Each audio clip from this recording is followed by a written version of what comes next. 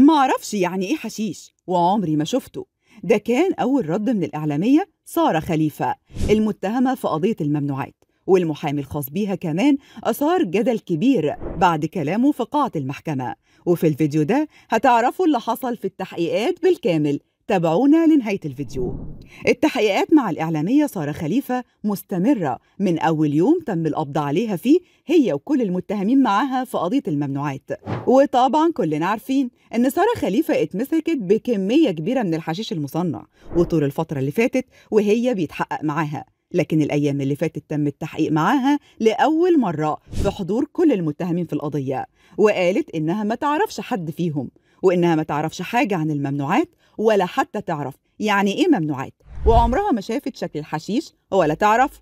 مع إنهم لقوا معدات في شقتها لتصنيع الممنوعات، ولما اتعمل تحريات اتأكدوا إن الشقة بتاعتها، وناس من المتهمين وقتها قالوا إن هي اللي بتسافر تجيب لهم المواد الخام وهم بيصنعوها وبعد كده بترجع توزعها. ودفاع المتهمة قال إن موكلته سارة خليفة كانت خايفة من الضباط اللي دخلوا يقبضوا عليها، وكانت فاكراهم لصوص واتصلت بالنجدة. وقال كمان إن موكلته واحدة من أكبر منظمي الحفلات في مصر، وعندها علاقات واسعة جوه وبره مصر، ومعروفة في دبي والإمارات كسيدة أعمال مهمة، وإن الممنوعات دي بتاعت عيال مش مظبوطة، مش ناس مهمة. والغريب في الواقع إن كل المتهمين بينفوا إنهم يعرفوا بعض، ولما اتسألوا كلهم أجمعوا إنهم أول مرة يشوفوا فيها بعض كانت في قاعة المحكمة.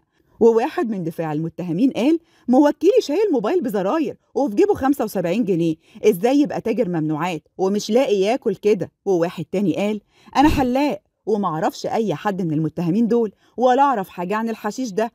اما سارة بقى فاستغربت واندهشت وقالت انا معرفش ايه الحشيش اصلا، وعمري ما شفته في حياتي. انا ست اعلامية وبشتغل من زمان والحمد لله، مش محتاجة علشان ابيع حشيش. واللي ما يعرفش واقعة سارة خليفة، فالحكاية بدأت من شهور قليلة لما اتقبض على مجموعة كبيرة من مصنعي الممنوعات في شقتين سكنيتين في القاهرة، واتعرف بعدها إن ده تشكيل عصابي بتزعمه المنتجة سارة خليفة.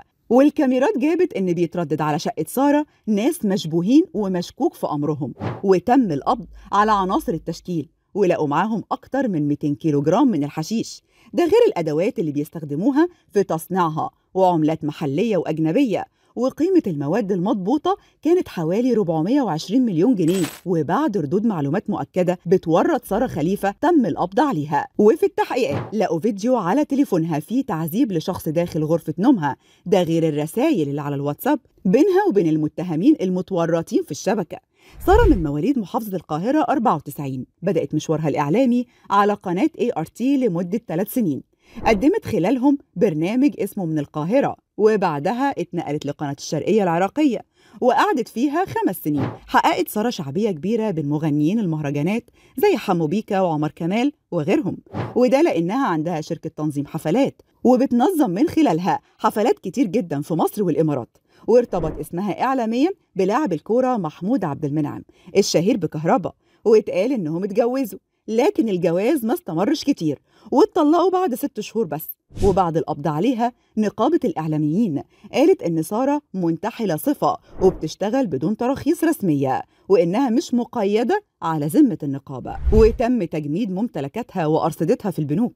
ولحد دلوقتي التحقيقات لسه شغالة وكل يوم في جديد، ولحد ما القضية تتقفل تابعونا واحنا هنقول لكم كل التفاصيل أول بأول. وشاركونا بتعليق، تفتكروا سارة خليفة بريئة فعلا ولا دي أقوال محامين مش أكتر ومحفظينها لها علشان تخرج من القضية؟